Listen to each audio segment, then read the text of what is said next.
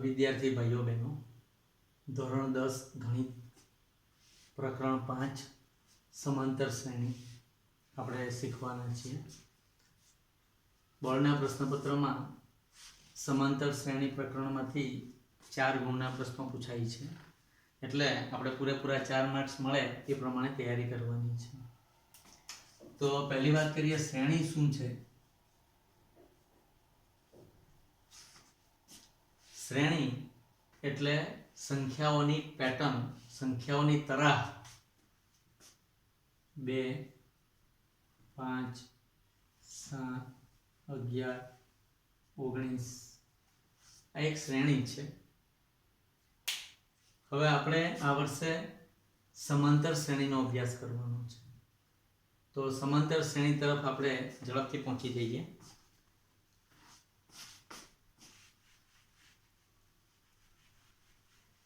ગણિતને સરળ બનાવવા માટે રોજે રોજ જે કંઈ આપણે શીખ્યા છે રોજે રોજ તૈયારી કરતા રહેવાનું, અને થોડો સમય જાય, થોડા દિવસ જાય એટલે ફરી એકવાર એનું રિવિઝન કરી લેવાનું, તો પરીક્ષા વખતે કોઈ મુશ્કેલી આપણને પડશે નહીં. તો સમાંતર શ્રેણી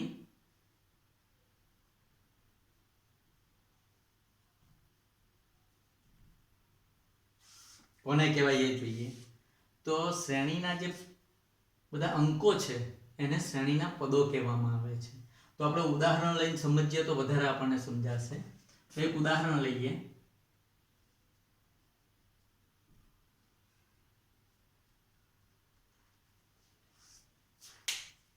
ટુ 5, 8, 11 અનંત સુધી છે.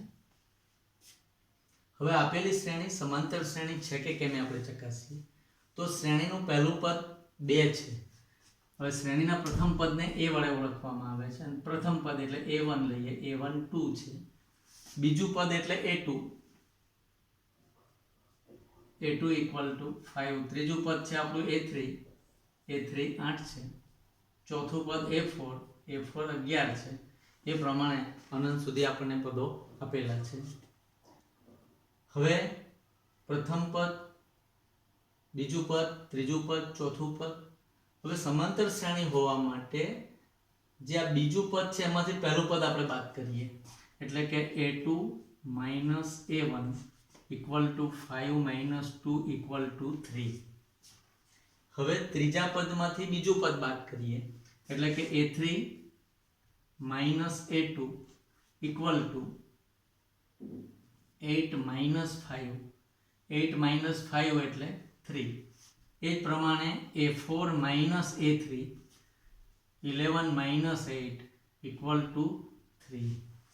તો જો દરેક વખતે જે આ તફાવત છે એ સામાન્ય આવે છે, સરખો આવે છે, એટલે આ તફાવતને સમાંતર શ્રેણીનો સામાન્ય તફાવત અને d વડે ઓળખવામાં આવે છે, અને d = 3. સામાન્ય તફાવત અહીંયા 3 છે.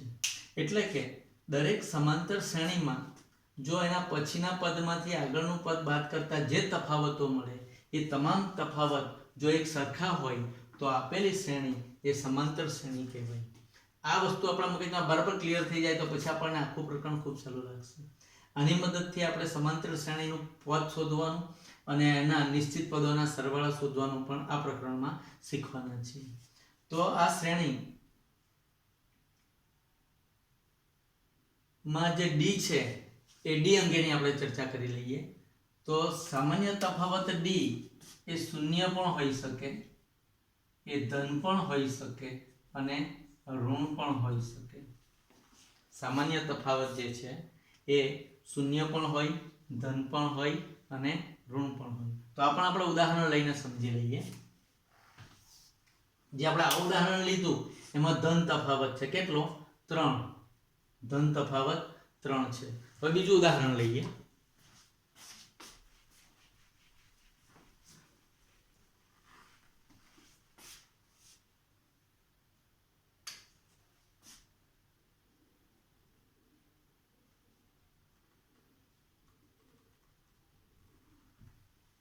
આ શ્રેણી લઈએ. તો આપેલી શ્રેણીમાં પ્રથમ પદ છે a1, a2, a3, a4. હવે આપણે a2 - a1 કરીએ. 8 માઇનસ 10 માઇનસ 2. એ જ પ્રમાણે a3 માઇનસ a2 લઈએ 6 માઇનસ 8 માઇનસ 2. એ જ પ્રમાણે a4 માઇનસ a3 લઈએ 4 માઇનસ 6 માઇનસ 2. તો આ પ્રમાણે દરેક તફાવત સરખો આવે છે અને એ ઋણ છે, એટલે કે ડી સામાન્ય તફાવત જે ડી છે શૂન્ય પણ હોઈ શકે, ધન પણ હોઈ શકે, ઋણ પણ હોઈ શકે. હવે શૂન્ય કઈ રીતે હોય છે એ જોઈએ.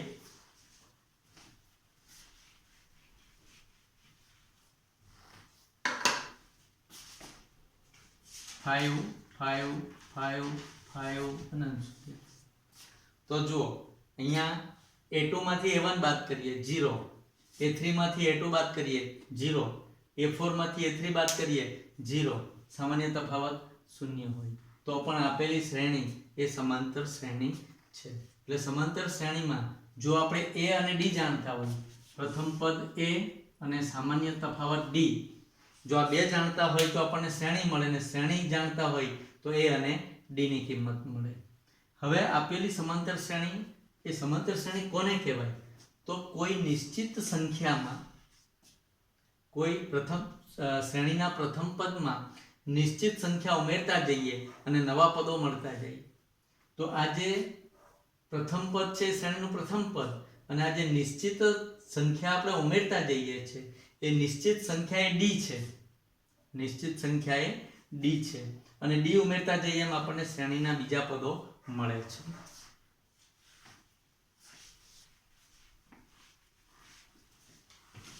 હવે હું બીજું એક ઉદાહરણ આપું.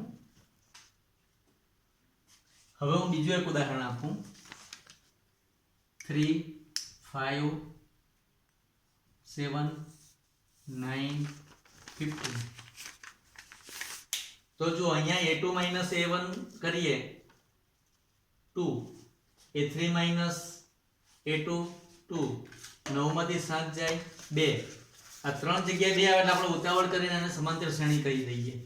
પણ 15 માંથી 9 બાદ કરીએ તો 6 આવે, એટલે અહીંયા આપણે સમાંતર શ્રેણી થતી નથી. એટલે આપેલા તમામ પદો માં આગલું પદ બાદ કરી અને આપણે ચેક કરવાનું છે.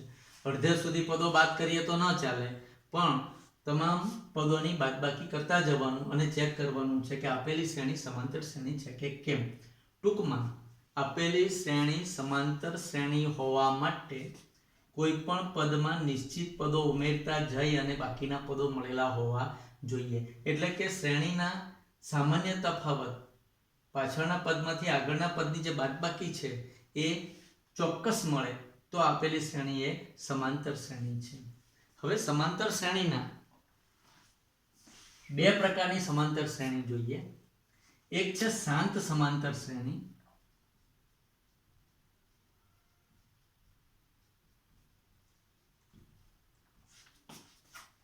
અને બીજી છે અનંત સમાંતર શ્રેણી.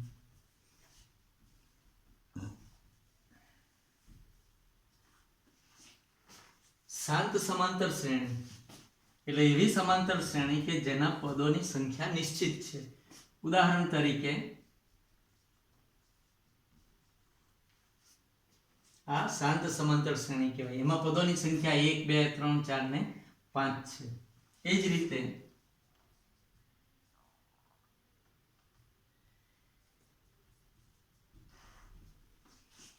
આ જ પ્રકારની શ્રેણી છે, પણ એને અનંત સુધી લંબાવેલી છે. 2 4 6 8 12 10 12 14 અનંત સુધી છે, તો એને અનંત સમાંતર શ્રેણી કહેવામાં આવે છે. તો હવે સમાંતર શ્રેણી શબ્દ આપણને બરાબર ક્લિયર થઈ ગયો છે.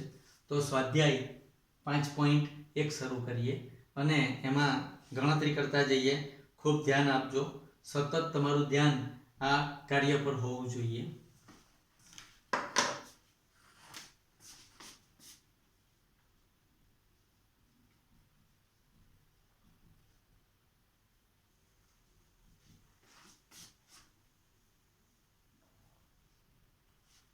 હવે પાઠ્યપુસ્તકમાં જોઈએ એક્ઝામ્પલ નંબર 1 છે, નીચે આપેલી સ્થિતિમાંથી કઈ સ્થિતિમાં સંખ્યાની યાદી સમાંતર શ્રેણી બને કે કેમ?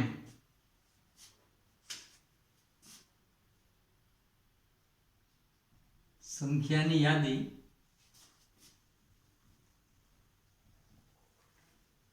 સમાંતર શ્રેણી બને કે ન બને એ આપણે નક્કી કરવાનું છે. તો એમાં પહેલું જોઈએ,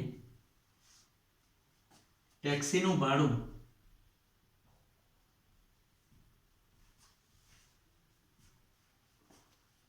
પ્રથમ કિલોમીટર માટે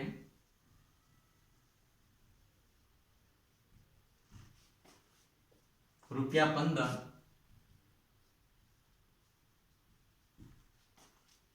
અને પછીના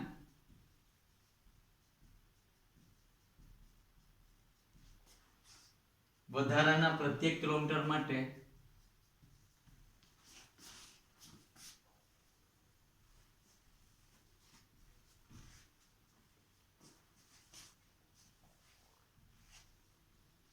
₹8 છે. ટેક્સીનું ભાડું કઈ રીતે છે બરાબર સમજી લઈએ. પ્રથમ કિલોમીટર માટે ₹15, 1 કિલોમીટર જવાનું હોય તો ₹15, પછી દરેક કિલોમીટરે ₹8 વધતા જશે. એટલે આપણે ટેક્સી ભાડે કરીએ, 1 જ કિલોમીટર જવું હોય તો ₹15, એટલે શ્રેણીના પદો આ રીતે બનશે 15. પછી 1 કિલોમીટર વધારે જાવ એટલે 15 માં 8 ઉમેરો એટલે 23.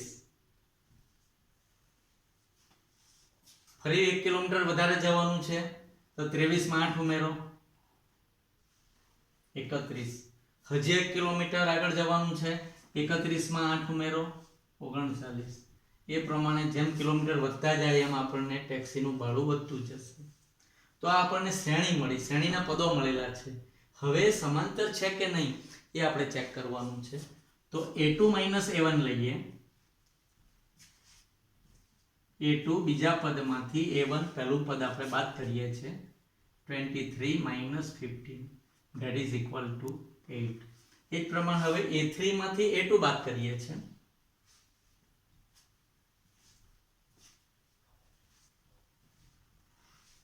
એ જ પ્રમાણે a4 માંથી a3 એટલે કે ચોથા પદમાંથી ત્રીજું પદ બાદ કરીએ છીએ.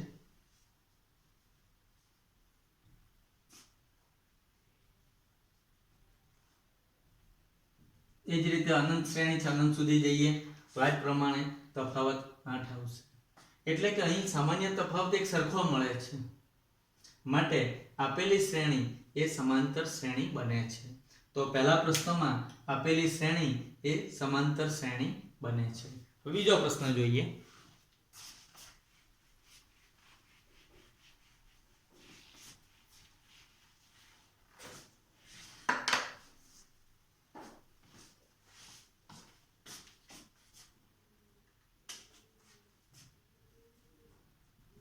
બીજું જોઈએ, નળાકારમાં રહેલ હવાનું પ્રમાણ, એક નળાકાર છે એમાં હવા છે, એનું પ્રમાણ હવા કાઢવાના પંપ દ્વારા દર વખતે નળાકારની બાકી રહેલ હવાનો 1/4 ભાગ બહાર કાઢે છે. ફરીવાર સમજી લઈએ. નળાકારમાં રહેલ હવાનું પ્રમાણ હવા કાઢવાના પંપ દ્વારા દર વખતે નળાકારની બાકી રહેલી હવાનો 1/4 ભાગ બહાર કાઢે છે. હવે ધારો કે આપણે હવાના પ્રમાણને માટે v ધારી લઈએ. ધારો કે હવાનું પ્રમાણ v છે. હવે પ્રથમ પ્રયત્ન કરો એટલે 3/4 v થઈ જશે હવાનું પ્રમાણ. પછી બીજો પ્રયત્ન કરો તો 3/4 સ્ક્વેર v થઈ જશે. તો આ પ્રમાણે હવાનું પ્રમાણ થતું જાય છે. હવે આની અંદર આપણે આ a1 છે, આ a2 છે, આ a3 છે, આ જ રીતે આનંદ સુધી જશે. હવે અહીંયા આપણે ચોક્કસ રીતે જોઈ શકીએ છીએ, બાદબાકી ન કરીએ તો પણ a2 માંથી a1 બાદ કરો અને a3 માંથી a2 બાદ કરો તો બાદબાકી સરખી આવે એવી આપણને કોઈ શક્યતા દેખાતી નથી. ગણતરી કરવી હોય તો કરી શકાય, ગણતરી ન કરો તો પણ સમજાઈ જાય એવું છે કે આ જે બાદબાકી છે એ બાદબાકી આપણને સરખી મળવાની નથી. એટલે અહીંયા d સરખો ન મળે એટલે કે આપેલી જે શ્રેણી છે એ સમાંતર શ્રેણી ન બને. હવે ત્રીજું જોઈએ.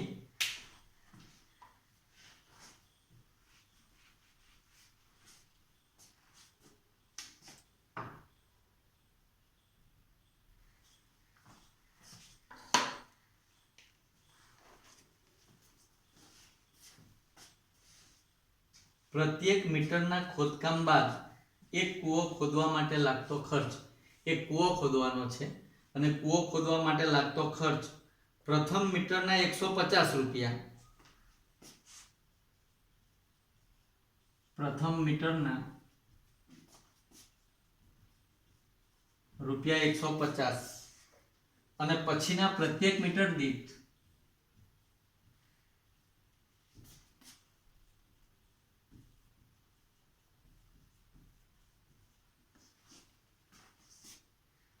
રૂપિયા 50 પ્રમાણે વધતો જાય છે.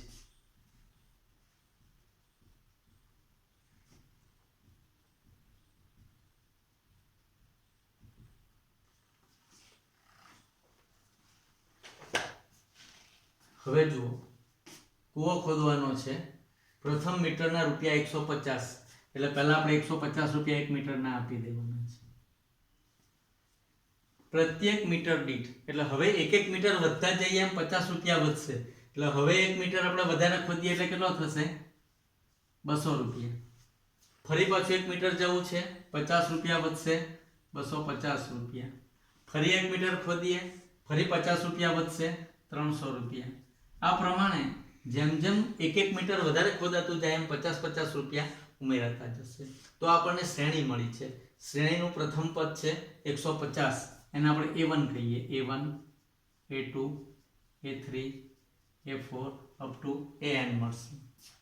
હવે આપણે A2 માંથી A1 બાદ કરીએ તો આ મોડે ગણતરી થઈ શકે એમ છે. A2 માંથી A1 જાય એટલે કેટલા આવશે? 50. A3 માંથી A2 બાદ કરો, 50 આવશે. A4 માંથી A3 બાદ કરો, 50 આવશે. દરેકમાં તફાવત કેવો આવે છે? એક સરખો આવે છે. એટલે કે તફાવત સરખો આવે છે માટે આપેલી શ્રેણી એ સમાંતર શ્રેણી બને છે. ચોથું ઉદાહરણ લઈએ.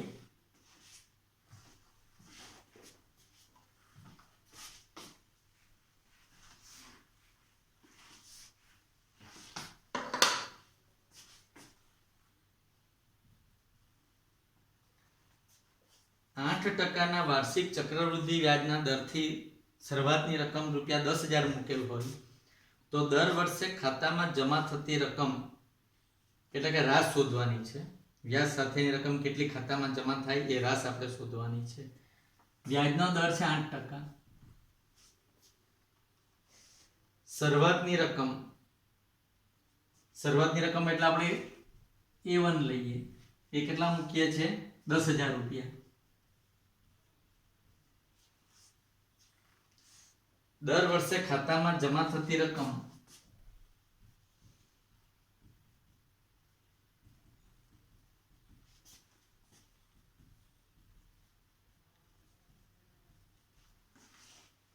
આપણે શોધતા જઈએ અને એ જે અંકો છે કેવા મળે છે એ ચેક કરી લઈએ. તો આપણે ચક્રવૃદ્ધિ વ્યાજ શોધવાની રીત અગાઉના વર્ષોમાં શીખી ગયા છે. તો ચક્રવૃદ્ધિ વ્યાજમાં દર વર્ષે વ્યાજની અંદર મુદ્દલમાં વ્યાજ ઉમેરાય અને જે વ્યાજ મુદ્દલ થાય એ ફરી પાછું મુદ્દલ બને અને એનું જે વ્યાજ છે એ ઉમેરાય. એ રીતે ચક્રવૃદ્ધિ વ્યાજ હોય. તો એમાં રાશ શોધવાનું સૂત્ર છે A = P + 1 + R/100 T. રાશ બરાબર P એટલે મુદ્દલ, R એટલે વ્યાજનો દર અને T એટલે મુદત વર્ષ. T એટલે 1 વર્ષ, 2 વર્ષ, 3 વર્ષ.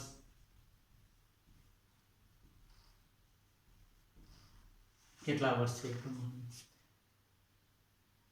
હવે આપણે ગણતરી કરીએ તો પહેલા આપણે 10,000 રૂપિયા લઈએ છીએ, બરાબર? તો 10,000 રૂપિયામાં હવે 1 વર્ષ થાય એટલે અહીંયા 1 લેવાનું છે. એટલે પહેલા વર્ષે આપણી 1 કેટલી થશે એ ગણતરી કરીએ. P એટલે 10,000, P એટલે 10,000 વત્તા +1 + આર એટલે વ્યાજનો દર છે 8/100 રેસ ટુ 1 વર્ષ એટલે t1 લઈએ 1 વર્ષ એટલે t1 લઈએ that is equal to 10,000 plus 1 plus 0.08 1 plus 0.08 એટલે કે 10,000 plus 1.08 આટલા રૂપિયા પહેલા વર્ષના અંતે આપણને મળે એટલે આ જે મુદ્દલ છે એમાં આ વ્યાજ 1.08 રૂપિયા ઉમેરાઈ જશે હવે બીજા વર્ષની વાત કરીએ તો બીજા વર્ષે a equal to બીજા વર્ષે a equal to 10,000 plus 1 plus 8/100 raised to 2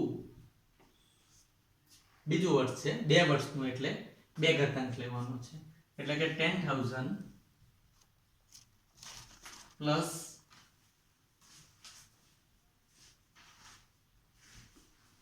1 plus 0.08 no square એટલે કે 10,000 plus 1.08 સ્ક્વેર આટલા રૂપિયા બીજા વર્ષના અંતે થશે એ જ પ્રમાણે ત્રીજા વર્ષે જઈએ એટલે આપણને મળશે 10,000 plus 1.08 raised to 3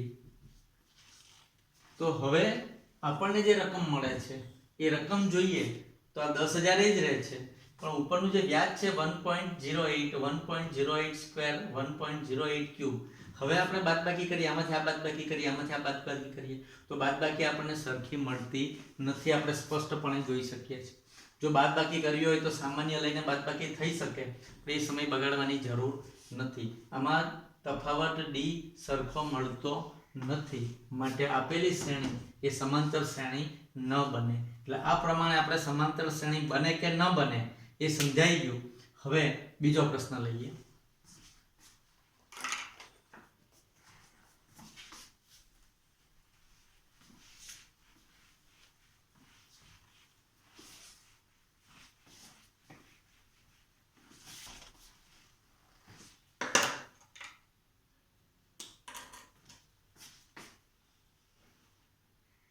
example number 2 પ્રથમ પદ a અને સામાન્ય તફાવત d એટલે કે a અને d ના મૂલ્યો આપેલા છે સમાંતર શ્રેણીના પ્રથમ 4 પદ શોધો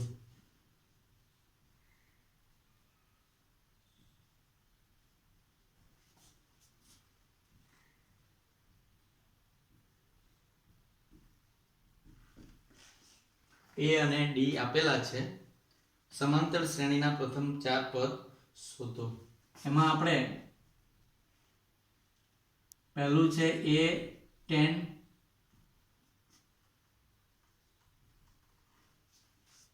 d10 બીજું છે a-2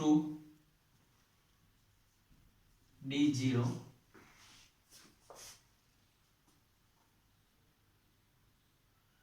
ત્રીજું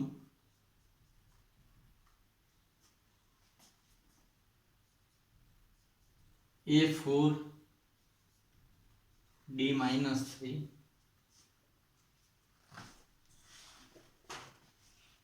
તો પહેલા ત્રણ સમજી લઈએ પછી ચોથું પાંચમું જોઈએ એ પ્રથમ પદ 10 છે અને d 10 છે હવે સામાન્ય રીતે આપણે જેમ મોડે ગણવું હોય તો 10 ની અંદર 10 ઉમેરતા જવાનું એટલે આપણને શ્રેણી મળશે 10 20 30 40 50 એ રીતે મળશે હવે ખરેખર આ પ્રકરણની અંદર જે આપણી સમાંતર શ્રેણી છે એ સમાંતર શ્રેણીનું વ્યાપક સ્વરૂપ જોઈએ તો પહેલું પદ a હોય વ્યાપક સ્વરૂપમાં પહેલું પદ a હોય બીજું પદ a plus d હોય ત્રીજું plus 2d a plus 3d આ સમાંતર શ્રેણીનું વ્યાપક સ્વરૂપ છે. સમાંતર શ્રેણીનું વ્યાપક સ્વરૂપ છે એની અંદર આપણે કિંમતો મૂકતા જવાની છે. તો a એટલે 10, a plus d એટલે 10 માં 10 ઉમેરો એટલે 20, a plus 2d એટલે 10 માં 20 ઉમેરો એટલે 30, 40. આપણને સમાંતર શ્રેણીના પ્રથમ 4 પદ કીધા છે એટલે આપણે 4 પદ શોધાઈ ગયા, 10, 20, 30 અને 40. ટૂંકમાં 10 ઉમેરતા જવાનું છે. હવે આ જોઈએ બીજું, તો a -2 લઈએ, -2. હવે એમાં 0 ઉમેરો, એટલે -2, 0 ઉમેરો -2, 0 ઉમેરો -2. આ સમાંતર શ્રેણી મળી ગઈ. -2, -2, -2, -2. આ સમાંતર શ્રેણી છે. ત્રીજું લઈએ, a = 4 એટલે પહેલું પદ 4 છે. હવે d -3 છે એટલે 3 આપણે બાદ કરતા જવાનું છે. તો 4 માંથી 3 જાય તો 1, 1 માંથી 3 એટલે આ રીતે લેવાનું તમારે, 1 - 3 એટલે -2, -2 માંથી પાછા -3 બાદ કરો એટલે -5. 1, 2, 3 અને 4 પદ થઈ ગયા. તો આ પ્રમાણે આપણને પ્રથમ 4 પદ મળે છે, 4, 1, -2 અને -5.